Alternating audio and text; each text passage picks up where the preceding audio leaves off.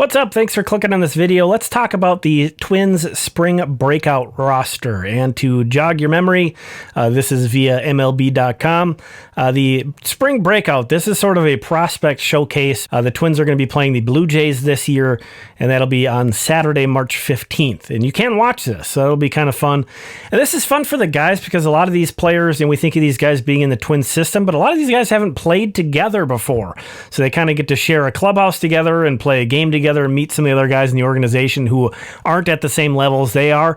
So it seems like the players like this, and it's an opportunity to give kind of an attaboy to these guys. So unfortunately, I think one of the biggest storylines for the Twins roster this year is the guys who won't be there.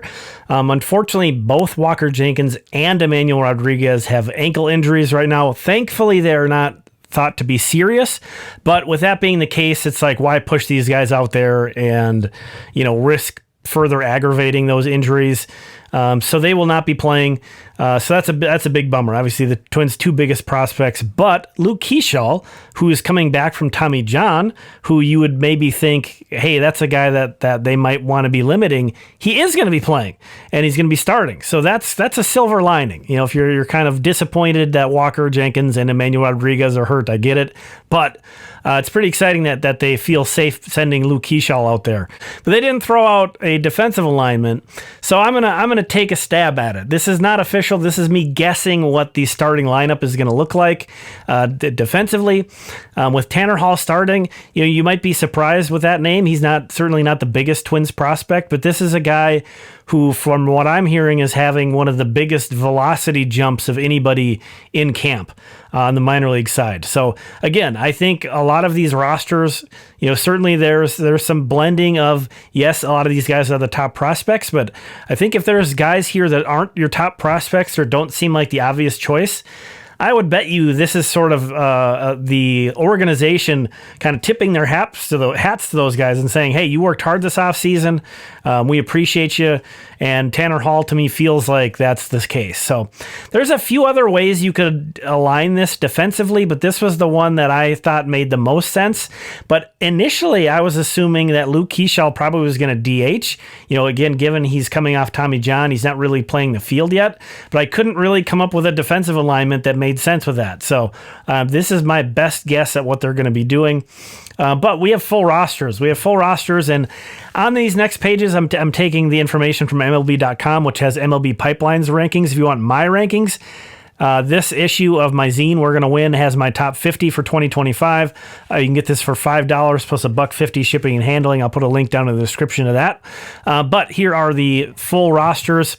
So again, the pitching staff, the only guy in MLB Pipeline's top 30 is Travis Adams. Most of these other guys aren't even in my top 50. But again, it's just not random that they chose these guys. Number one, I think we can safely assume none of these guys have any kind of injury concerns or innings limitations. And then number two, I think we can assume, it's not that the organization drew these names out of a hat or something.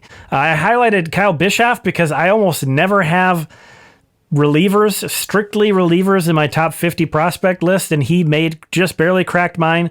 I think he's interesting. He pitched at St. Paul to end last year, a guy they originally signed out of Indy Ball, who has a pretty deep mix of pitches for a reliever.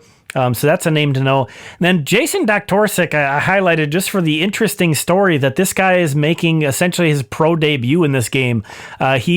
He was drafted by the Twins, but didn't get in any minor league games yet. So this is the first time we're really going to get a good look at him. So I'm excited. I really hope he pitches, and I'm looking forward to that.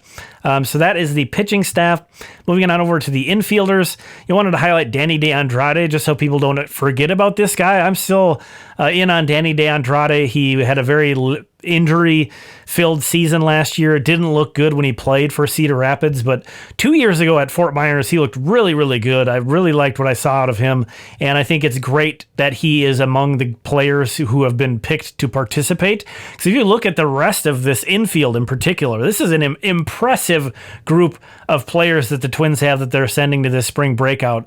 Moving on over to the outfielders and the catchers, Eduardo Beltre, I think this is one of the biggest pop-up prospects the Twins are going to have in 2025. Could really break out. Still very young, still a teenager, so he's not going to be playing full season ball more than likely, but maybe at some point later. But a name to really be looking out for. I'm really excited. I hope he gets into this game. Not going to be among the starters, but could get out there. And then the catchers. I highlighted Jaime Ferrer because he is mostly an outfielder. He caught in high school. He did not catch at Florida State at all, where he went to college. They did get him into an inning behind the plate at Fort Myers last year. So, this is an interesting sign that maybe we're going to see him working behind the plate a little bit more often. The Twins really love multi-positional catchers in the minor leagues. We haven't seen that really in the major leagues in the Derek Falvey, Rocco Baldelli era yet. There's Ricardo Olivar, there's Alex Isola, formerly Chris Williams. They've had a lot of guys, Jefferson Morales. They've had a ton of guys that have caught some and played a bunch of other positions. So it kind of, Kadeem Jiao, the guy listed right above Ferrer. But what do you think? What do you think about this event? What do you think about these rosters? Who's the guy that you're most excited to see? Let me know. Thanks for checking this out. We'll talk again soon.